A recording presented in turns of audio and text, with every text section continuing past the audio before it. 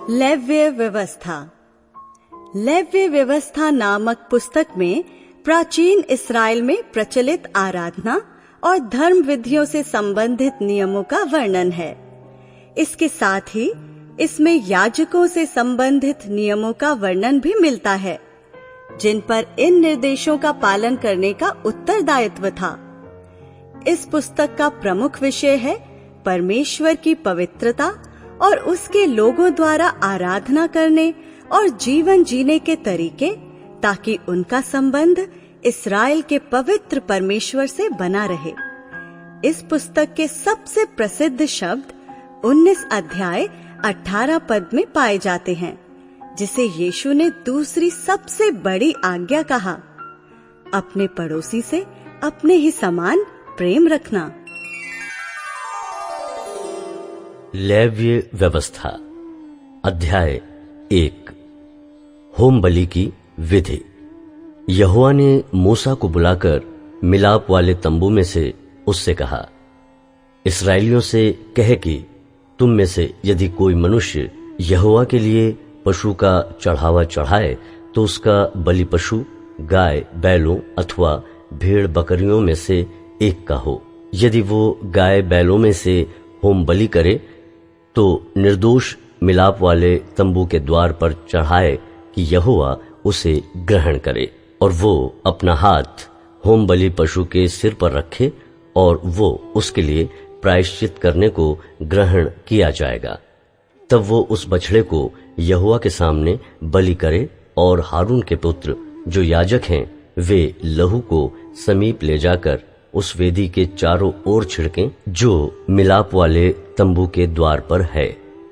फिर वो होम बलि पशु की खाल निकालकर उस पशु को टुकड़े टुकड़े करे। तब हारून याजक के पुत्र वेदी पर आग रखें और आग पर लकड़ी सजा कर रखें, और हारून के पुत्र जो याजक हैं, वे सिर और चर्बी समेत पशु के टुकड़ों को उस लकड़ी पर जो वेदी की आग पर होगी सजा कर रखें, और वो उसकी अंतड़ियों और पैरों को जल से धोए। तब याजक सबको वेदी पर जलाए कि वो होम बलि यहोवा के लिए सुखदायक सुगंध वाला हवन ठहरे। यदि वो भेड़ों या बकरों को होम बलि चढ़ाए, तो निर्दोष नर को चढ़ाए, और वो उसको यहोवा के आगे वेदी के उत्तरी ओर बलि करे, और हारून के पुत्र जो याजक हैं, वे उसके लहू को वेदी के चारों ओर छिड़के, और वो उसको टुकड़े टुकड़े करे, और सिर और चर्बी को अलग करे, और याजक इन सबको उस लकड़ी पर सजा कर रखे जो वेदी की आग पर होगी, और वो उसकी अंतड़ियों और पैरों को जल से धोए, और याजक सबको समीप ले जाकर वेदी पर जलाए कि वो होम बलि और यहोवा के लिए सुखदायक सुगंध वाला हवन ठहरे। यदि वो यहोवा के लिए पक्षियों की होम बलि चढ़ाए, तो पंडुकों या कबूतरों का चढ़ावा चढ़ाए।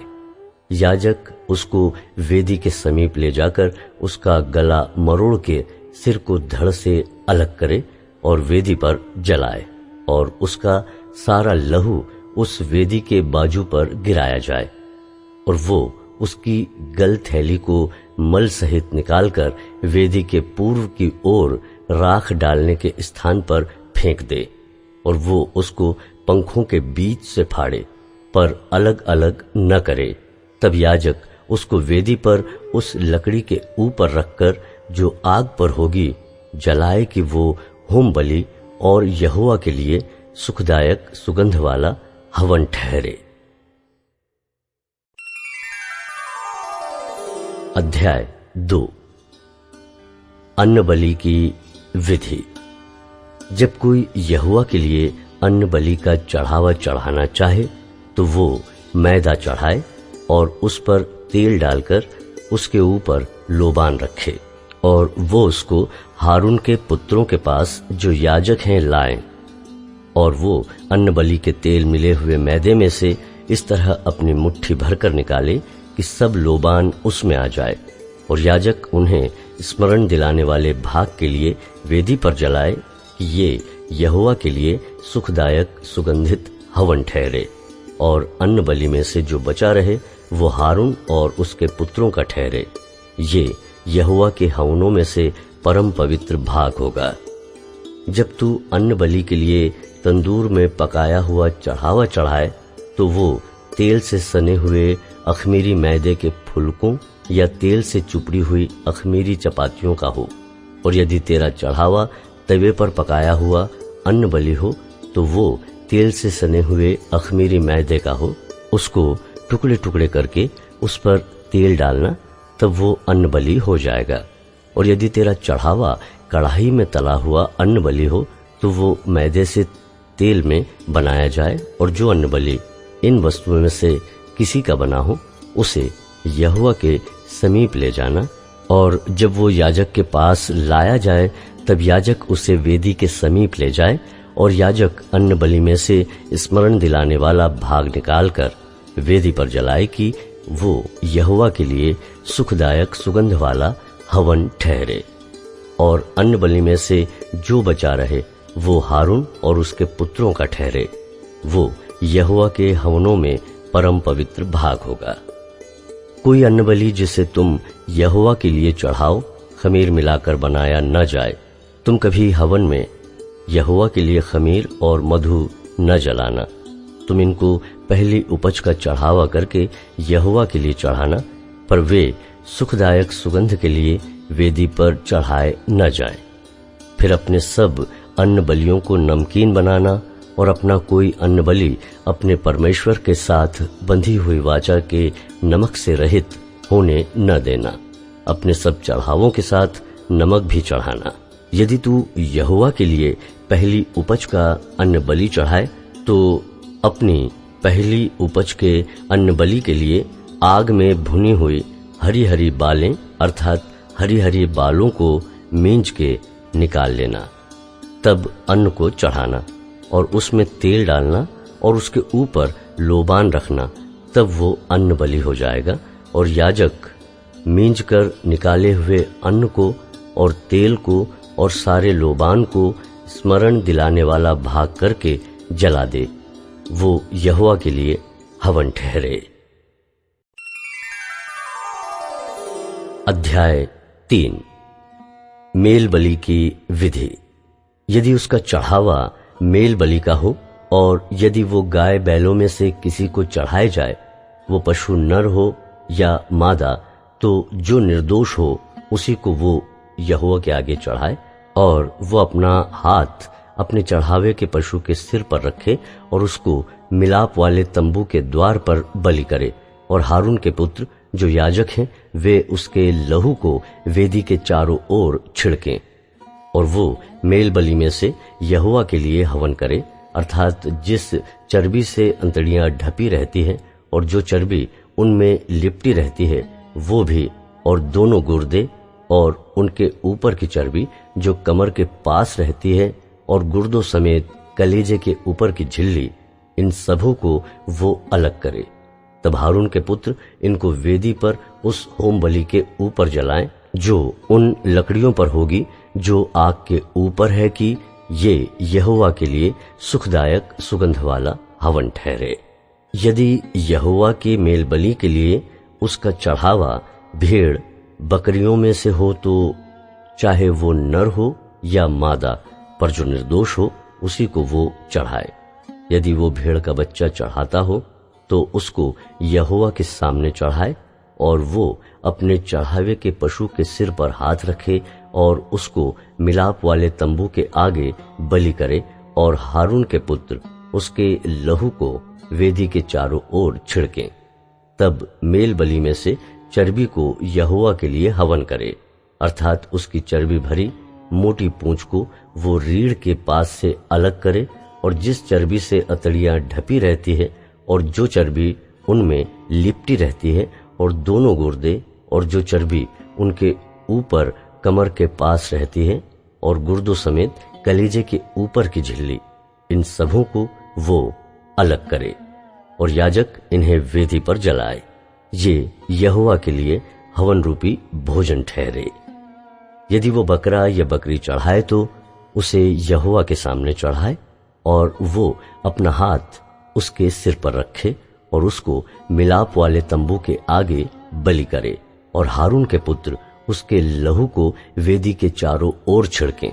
तब वो उसमें से अपना चढ़ावा यहोवा के लिए हवन करके चढ़ाए, अर्थात जिस चर्बी से अतड़ियां ढपी रहती हैं और जो चर्बी उनमें लिपटी रहती है वो भी, और दोनों गुर्दे और जो चर्बी उनके ऊपर कमर के पास रहती है, और गुर्दों समेत कलेजे के ऊपर की झिल्ली, इन सबों को वो अलग करे, और याजक इन्हें वेदी पर जलाए। यह हवन रूपी भोजन है जो सुखदायक सुगंध के लिए होता है, क्योंकि सारी चर्बी यहोवा की है। यह तुम्हारे निवासों में तुम्हारी पीढ़ी पीढ़ी के लिए सदा की विधि ठहरेगी कि तुम चर्बी और लहू कभी ना खाओ।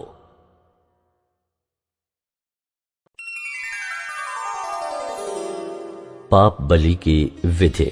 फिर यहोवा ने मूसा से कहा, इस्राएलियों से यह कह कि यदि कोई मनुष्य उन कामों में से जिनको यहोवा ने मना किया है किसी काम को भूल से करके पापी हो जाए, और यदि अभिषिक्त याजक ऐसा पाप करे जिससे प्रजा दोषी ठहरे, तो अपने पाप के कारण वो एक निर्दोष बछड़ा यहोवा को पाप बलि करके चढ़ाए। वो उस बछड़े को मिलाप वाले तंबू के द्वार पर यहोवा के आगे ले जाकर उसके सिर पर हाथ रखे और उस बछड़े को यहोवा के सामने बलि करे, और अभिषिक्त याजक बछड़े के लहू में से कुछ लेकर मिलाप वाले तंबू में ले जाए, और याजक अपनी उंगली लहू में डुबो कर और उसमें से कुछ लेकर पवित्र स्थान के बीच वाले पर्दे के आगे यहोवा के सामने 7 बार छिड़के, और याजक उस लहू में से कुछ और लेकर सुगंधित धूप की वेदी के सींगों पर जो मिलाप वाले तंबू में है यहोवा के सामने लगाए। फिर बछड़े के सब लहू को वेदी के पाए पर जो मिलाप वाले तंबू के द्वार पर है उंडेल दे। फिर वो पाप बलि के बछड़े की सब चर्बी को उससे अलग करे, अर्थात जिस चर्बी से अंतड़ियां ढपी रहती हैं और जितनी चर्बी उनमें लिपटी रहती है, और दोनों गुर्दे और उनके ऊपर की चर्बी जो कमर के पास रहती है, और गुर्दों समेत कलेजे के ऊपर की झिल्ली, इन सबों को वो ऐसे अलग करे जैसे मेल बलि वाले चढ़ावे के बछड़े से अलग किए जाते हैं, और याजक इनको होम बलि की वेदी पर जलाए।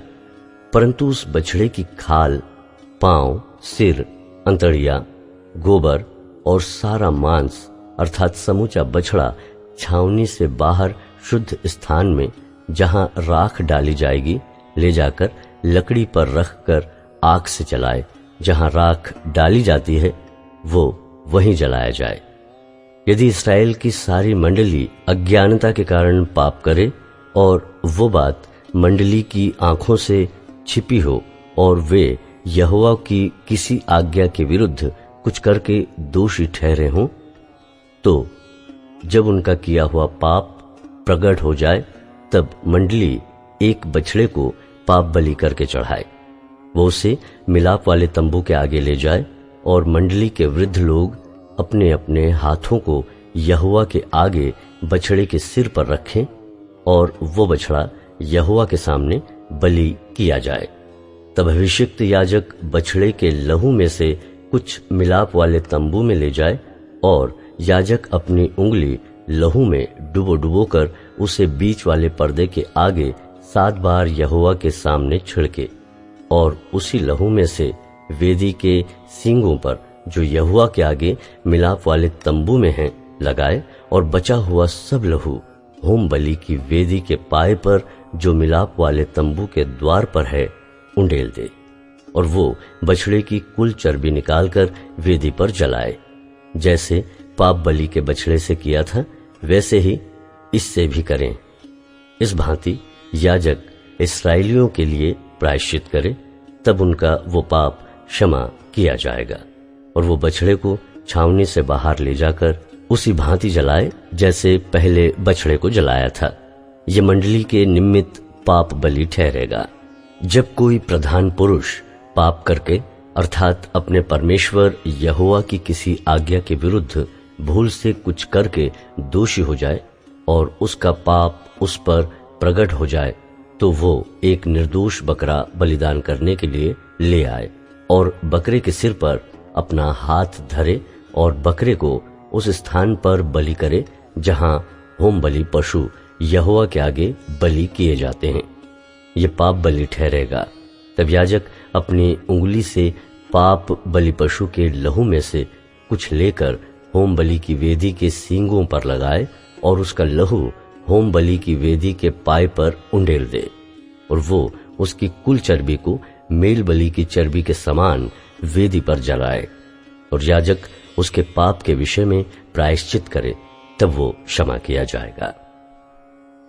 यदि साधारण लोगों में से कोई अज्ञानता से पाप करे, अर्थात कोई ऐसा काम जिसे यहोवा ने मना किया हो करके दोषी हो और उसका वो पाप उस पर प्रकट हो जाए, तो वो उस पाप के कारण एक निर्दोष बकरी बलिदान के लिए ले आए और वो अपना हाथ पाप बलि पशु के सिर पर रखे और होम बलि के स्थान पर पाप बलि पशु का बलिदान करे और याजक उसके लहू में से अपनी उंगली से कुछ लेकर होम बलि की वेदी के सींगों पर लगाएं और उसके सब लहू को उसी वेदी के पाए पर उंडेल दे और वो उसकी सब चर्बी को मेल बलि पशु की चर्बी के समान अलग करे।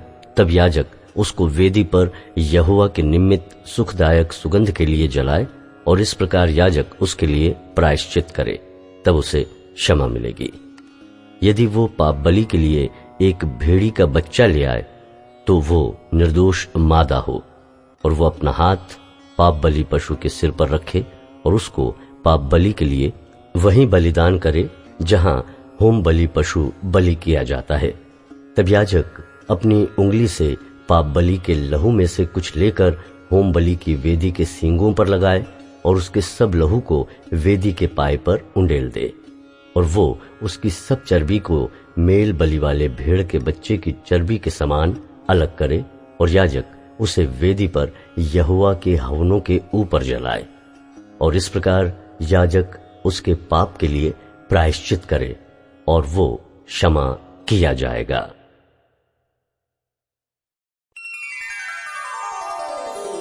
अध्याय 5। पाप बलि के कारण। यदि कोई साक्षी होकर ऐसा पाप करे कि शपथ खिलाकर पूछने पर भी कि क्या तूने ये सुना अथवा जानता है और वो ये बात प्रकट न करे, तो उसको अपने अधर्म का भार उठाना पड़ेगा। अथवा यदि कोई किसी अशुद्ध वस्तु को अज्ञानता से छू ले, तो चाहे वो अशुद्ध बनेले पशु की, चाहे अशुद्ध घरेलू पशु की, चाहे अशुद्ध रेंगने वाले जीव जंतु की लोथ हो, तो वो अशुद्ध होकर दोषी ठहरेगा। अथवा यदि कोई मनुष्य किसी अशुद्ध वस्तु को अज्ञानता से छू ले, चाहे वो अशुद्ध वस्तु किसी भी प्रकार की क्यों न हो जिससे लोग अशुद्ध हो जाते हैं, तो जब वो उस बात को जान लेगा तब वो दोषी ठहरेगा। अथवा यदि कोई बुरा या भला करने को बिना सोचे समझे शपथ खाए, चाहे किसी प्रकार की बात पर बिना सोचे विचारे शपथ खाकर कहे, तो ऐसी बात में वो दोषी उस समय ठहरेगा जब उसे मालूम हो जाएगा। और जब वो इन बातों में से किसी भी बात में दोषी हो, तब जिस विषय में उसने पाप किया हो वो उसको मान ले और यहोवा के सामने अपना दोष बलि ले आए, अर्थात उस पाप के कारण वो एक भेड़ या बकरी पाप बलि करने के लिए ले आए। तब याजक उस पाप के विषय उसके लिए प्रायश्चित करे। पर यदि उसे भेड़ या बकरी देने की सामर्थ्य न हो, तो अपने पाप के कारण 2 पंडुक या कबूतरी के 2 बच्चे दोष बलि चढ़ाने के लिए यहोवा के पास ले आए। उनमें से एक तो पाप बलि के लिए और दूसरा होम बलि के लिए। वो उनको याजक के पास ले आए और याजक पाप बलि वाले को पहले चढ़ाए और उसका सिर गले से मरोड़ डाले, पर अलग न करे, और वो पाप बलि पशु के लहू में से कुछ वेदी के बाजू पर छिड़के और जो लहू शेष रहे वो वेदी के पाए पर गिराया जाए, वो पाप बलि ठहरेगा।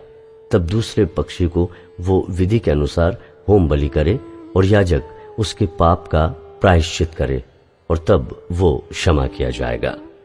पर यदि वो 2 पंडुक या कबूतरी के 2 बच्चे भी न दे सके, तो वो अपने पाप के कारण अपना चढ़ावा एपा का 10वां भाग मैदा पाप बलि करके ले आए। उस पर न तो वो तेल डाले और न लोबान रखे, क्योंकि वो पाप बलि होगा। वो उसको याजक के पास ले जाए और याजक उनमें से अपनी मुट्ठी भर स्मरण दिलाने वाला भाग जानकर वेदी पर यहोवा के हवनों के ऊपर जलाए। वो पाप बलि ठहरेगा। और इन बातों में से किसी भी बात के विषय में जो कोई पाप करे, याजक उसका प्रायश्चित करे और तब वो पाप क्षमा किया जाएगा। और इस पाप बलि का शेष अन्न बलि के शेष के समान याजक का ठहरेगा। दोष बलि की विधि। फिर यहोवा ने मूसा से कहा, यदि कोई यहोवा की पवित्र की हुई वस्तुओं के विषय में भूल से विश्वासघात करे और पापी ठहरे, तो वो यहोवा के पास एक निर्दोष मेढ़ा दोष बलि के लिए ले आए। उसका दाम पवित्र स्थान के शेकेल के अनुसार उतने ही शेकेल चांदी का हो जितना याजक ठहराए। और जिस पवित्र वस्तु के विषय उसने पाप किया हो, उसमें वो 5वां भाग और बढ़ाकर याजक को दे, और याजक दोष बलि का मेढ़ा चढ़ाकर उसके लिए प्रायश्चित करे, तब उसका पाप क्षमा किया जाएगा।